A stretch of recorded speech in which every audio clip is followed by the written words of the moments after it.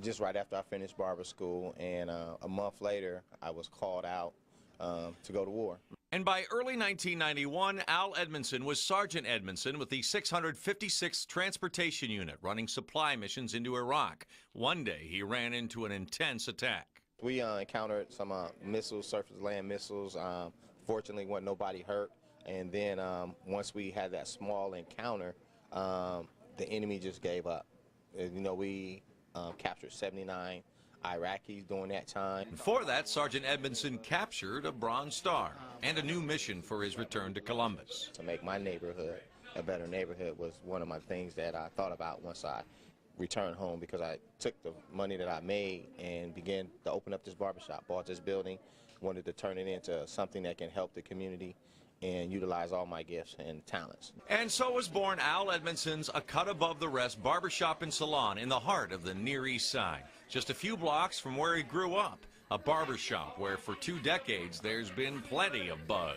Yeah, this is good. Here you'll find an encouraging group of barbers. He's not too happy. He wanted to keep the hair. Oh, he did. Okay. Mom said it's time to cut it off. Yeah. That's true. He's definitely going to be cooler, though. You are going to be cooler. It's getting hot out there. And even if your mother doesn't mandate it, you'll get a great haircut, whether male or female at any age. Lawrence Laws will make your shoes look better than new, as he has for 50 years.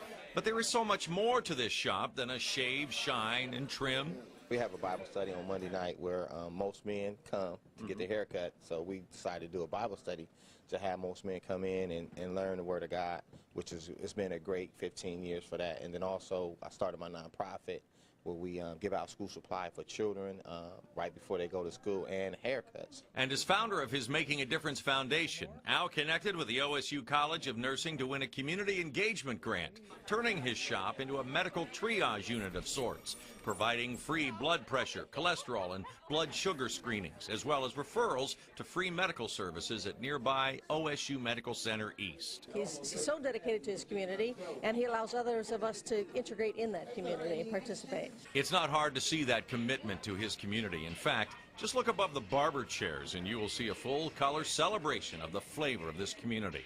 The leaders, legends, and landmarks dating to the 60s in illustrations by artist Greg Hawkins, spanning a period that's seen ups like the Coming Home Festival, the Lincoln Theater, and the MLK Center for the Arts, and downs in boarded-up homes and businesses and crime. The last 10 years we kind of been on a respirator.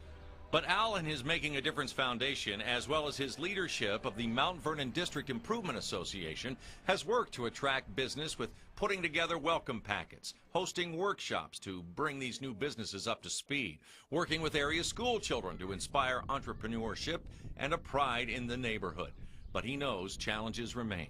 How do you counter the culture of gangs? A lot of those young men were boys when I used to cut their hair, so I have somewhat of an influence. It's important to stay in school. And, you know, the grades are very important, right? Very, very important. So now you can't get everybody, and you're going to have, you know, some of the boys that may just go on because they're influenced by other guys, but we do our best in our barbershop to make sure that we're talking to the young men to encourage them to do something different, because, you know, sooner or later you're going to be a father. In fact, Al uses young men to help in the beautification of the area, and he believes the tide is turning. His community is no longer on the respirator. And though this man who served his country has won civic awards for serving his community, that's not what motivates Al Edmondson as he seeks to change his world from a command center that is a cut above the rest. It's good to receive the awards, and I'm very, very thankful, and I show gratitude to those organizations that recognize me for the service. But even if it never came, I'll still be doing what I do because I love it, and I'm part of the fabric of the community.